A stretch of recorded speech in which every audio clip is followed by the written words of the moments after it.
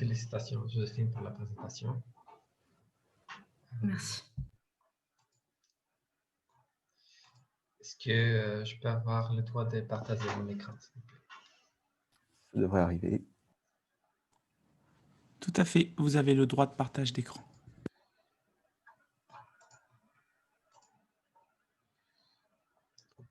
Et voilà.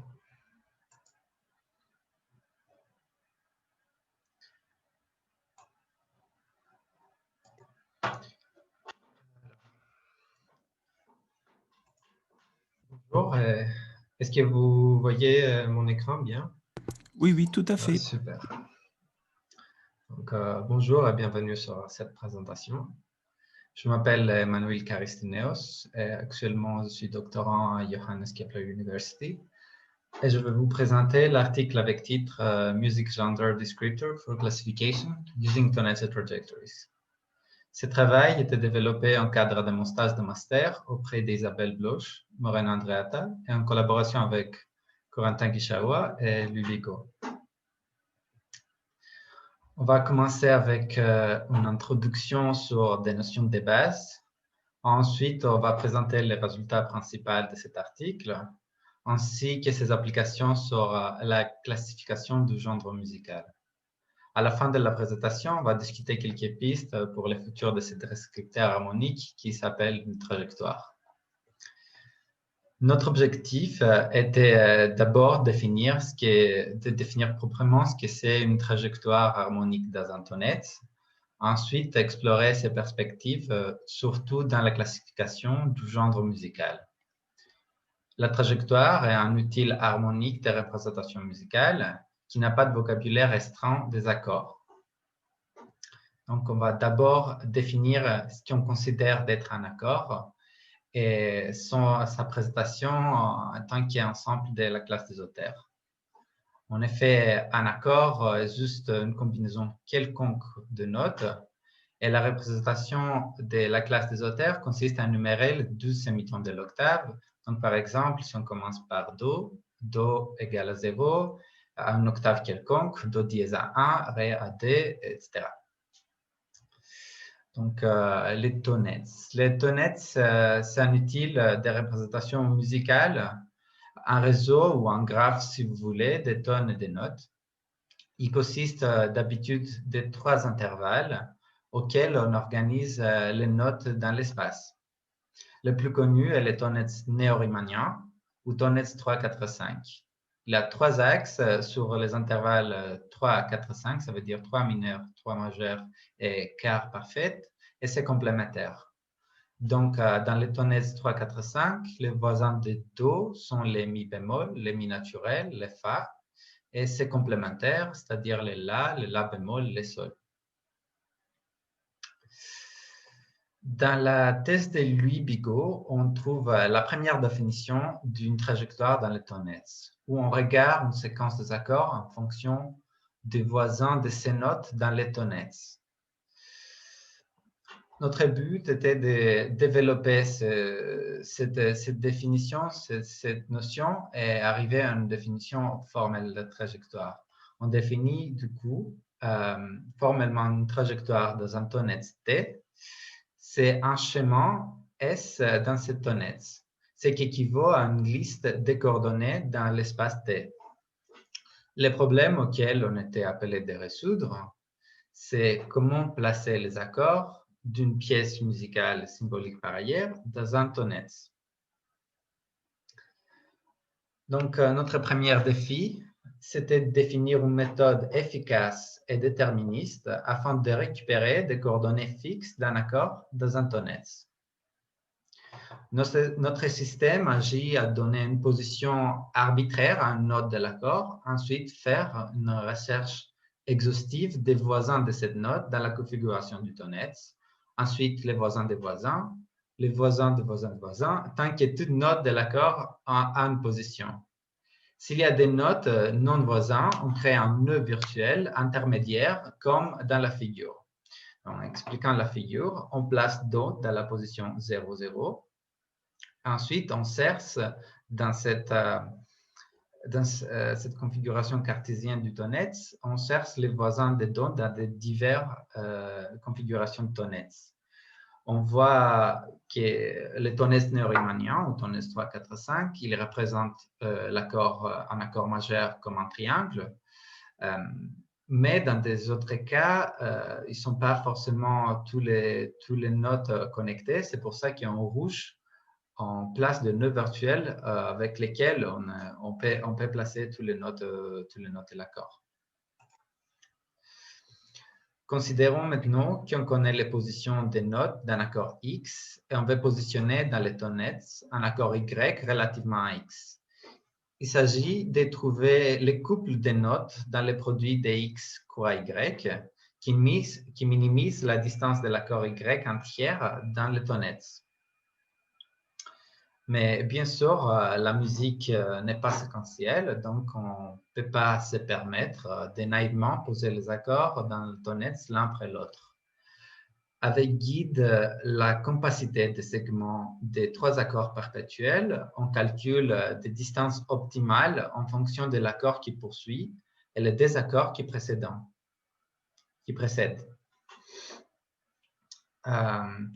Un exemple qu'on peut regarder de cette construction, considérons une cadence simple tonale d'un do majeur, c'est-à-dire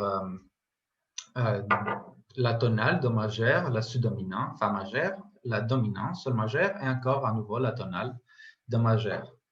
Donc, dans l'espace tonnets, on place successivement, on commence par les do majeurs, et on va essayer de placer les sous-dominales, les fa majeurs, mais ils ont un nœud commun, les do, donc c'est facile de trouver sa position. Ensuite, par contre, on a des possibilités pour l'accord sol majeur qui ont exactement la même distance, les ré ou les sol. Mais en fonction de ce qui précède et ce qui poursuit, on choisit la solution qui minimise la distance, c'est-à-dire le sol majeur qui donne une trajectoire plus compacte. Donc, vous voyez ici la trajectoire produite pour la séquence. Ainsi, dans notre visualisation de la trajectoire en deux axes dans le système cartésien, et voilà une trajectoire entière d'une pièce dans les tonnets 3, 4, 5 du premier mouvement des divertiments de do majeur de Haydn. Un autre sujet de discussion est comment choisir un espace tonnets en fonction des trajectoires produites. On utilise alors les notions de connexité et de compliance pour cette tâche. Sur la présentation des accords, on définit la distance des notes des accords comme une distance de graphe. Additionnellement, pour mesurer la connexité d'une séquence des accords, on utilise Connecting Component Labeling afin de mesurer combien de composants d'une trajectoire sont connexes. Regardons des exemples.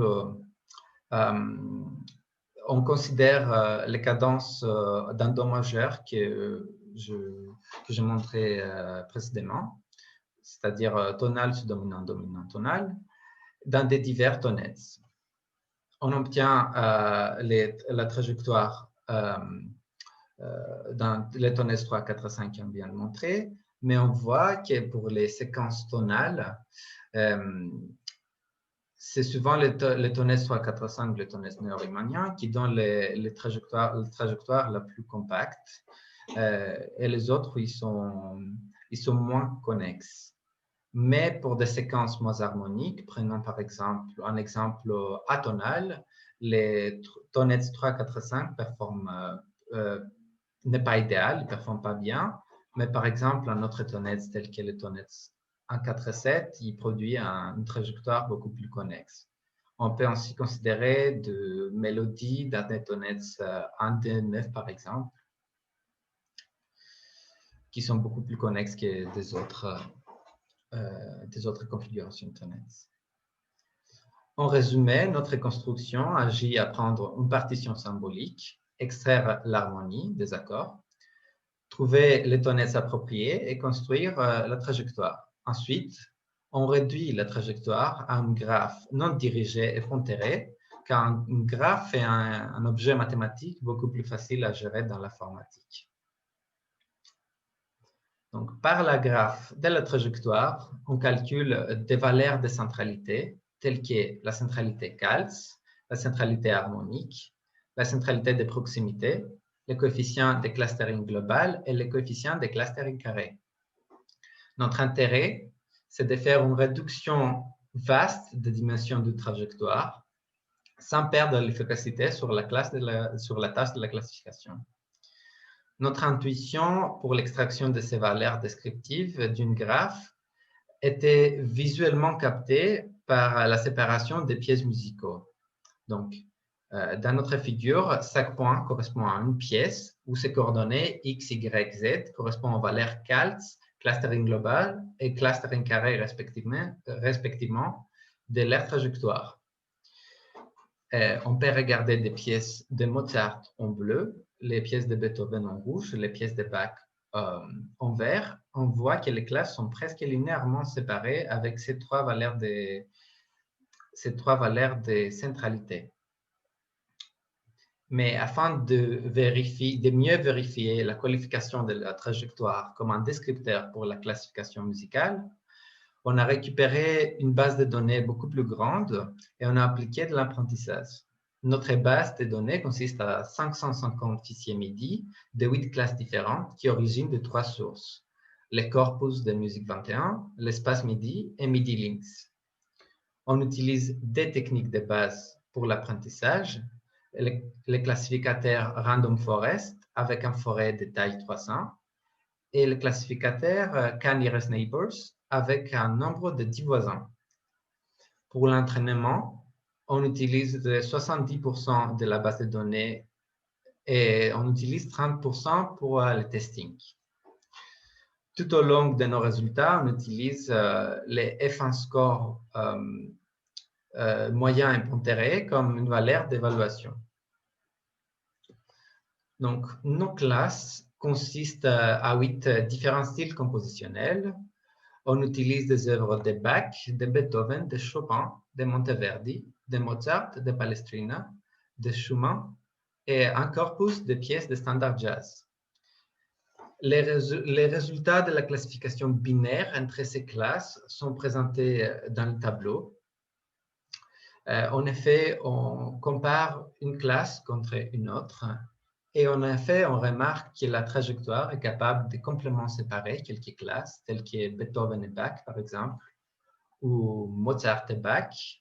Mais en revanche, les styles compositionnels qui sont relativement harmoniquement similaires performent moins bien. Par exemple, Bach et Monteverdi.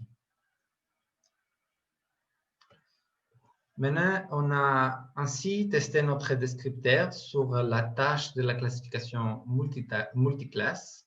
Et pour cette tâche, on a rajouté quelques descripteurs additionnels afin de mieux comparer l'efficacité de la trajectoire et mettre en place une sorte d'analyse de sensitivité.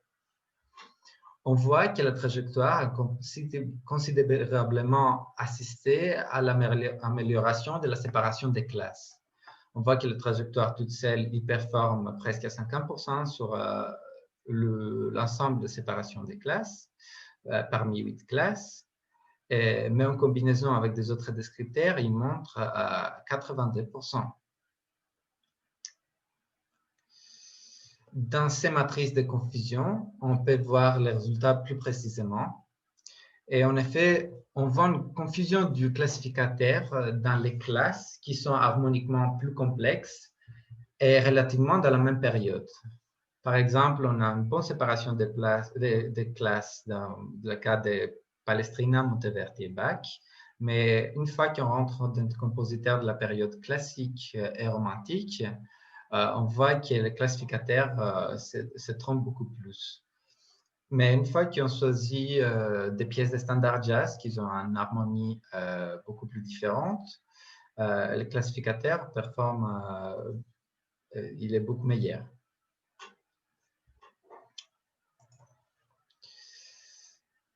Donc, cette confusion est résolue quand on performe une classification sur le genre musical.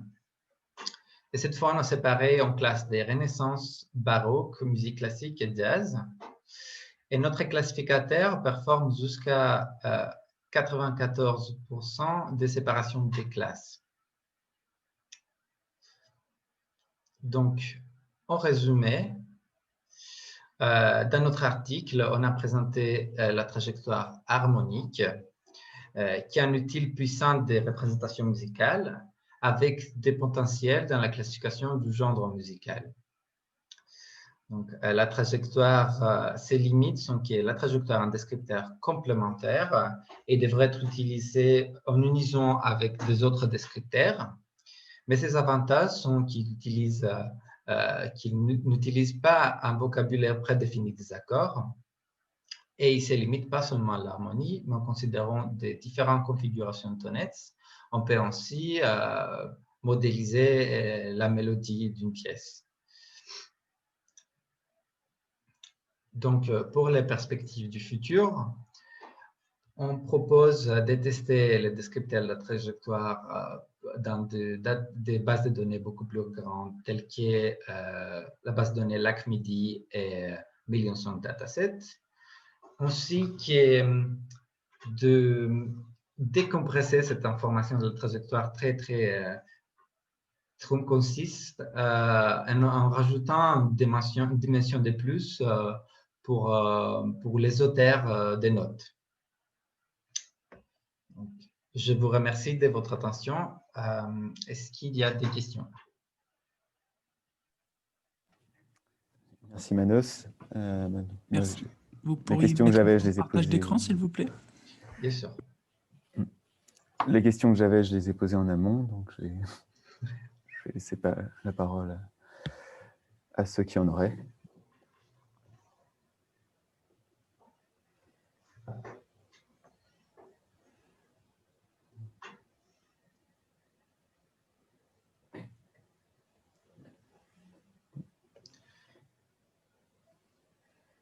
De toute façon, je reste à votre disposition sur la chaîne Discord s'il y a plus tard